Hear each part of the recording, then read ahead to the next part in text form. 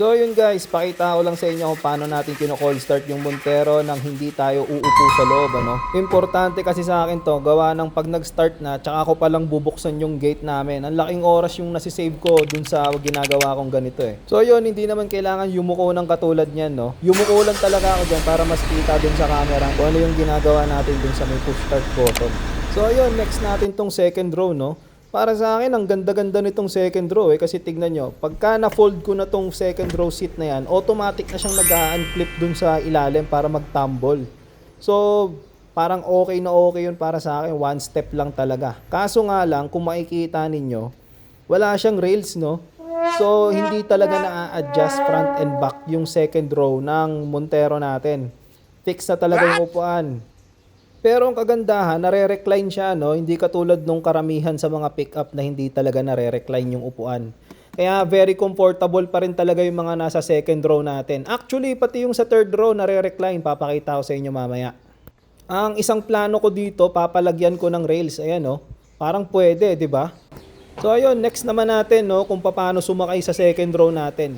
Yan, napakadali, di ba? Kasi ang ganda talaga nung grab handle niya. Hindi katulad pag sa Fortuner, walang grab handle yung second row. Knowing na napakataas, walang grab handle. Tapos kung makikita ninyo, very spacious pa, no? Yung upuan sa harap na yan is, ayan na yung pinaka-driving position ko. Tapos 5'6" yung height ko. Nare-recline yung upuan. Napakaluwag pa nung space. Pwedeng-pwede ka pa mag-stretch. Pwede ka nga rin humiga eh.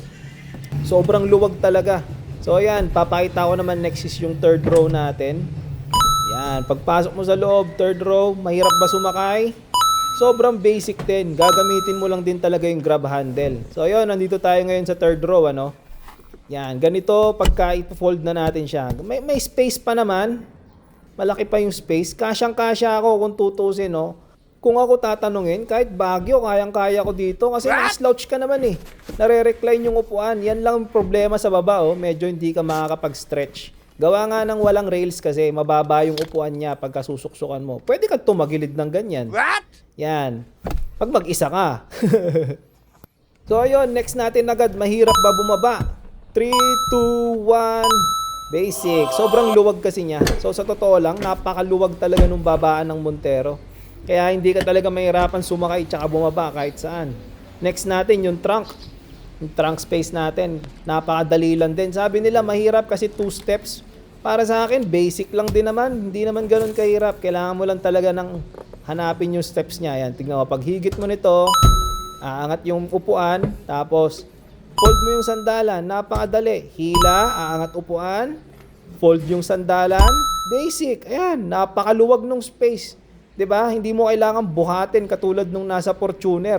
So yun, next naman natin yung tailgate. Hindi natin kailangan ng automatic tailgate kasi tignan nyo naman, napakaliit na lang nung parking ko, 'di ba? Pag sinara yung gate tas nag-automatic tailgate, parang alanganin na alanganin siya. Kaya para sa akin, okay na okay talaga yung hindi automatic eh. So ayun, hanggang doon na lang muna yung video natin, no? Sana may natutunan tayo dun sa mini walk around natin dun sa Montero, pati na rin doon sa pag-cold start natin. Kasi para sa akin, ang laking bagay yun eh. Sana ma-adapt din ng ibang mga naka-Montero.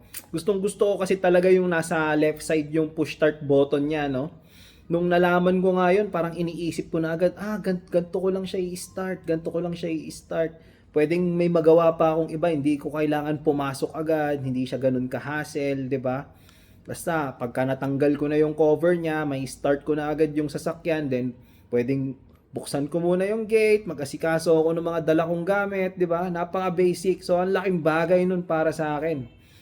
So, ayun, sana may natutunan tayo, ano? Tapos sa mga gustong bumili ng Montero dyan, may mga questions kayo sa akin, may pinagko-comparean kayo sa Montero, katulad ng halimbawa, Fortuner, Ford Everest Trend, MUX, Nissan Terra VE. Magtanong lang kayo dito sa comment section natin. Willing akong sagutin kung ano yung mga napansin kong rason kung bakit Montero yung napili ko sa lahat ng mga top na SUV dito sa Pilipinas. So yun lang, hanggang sa susunod nating video. Bye! Peace! Comment, subscribe, like, share, whatever, kung ano man yung pagkakasunod-sunod niyan. Thank you! Peace!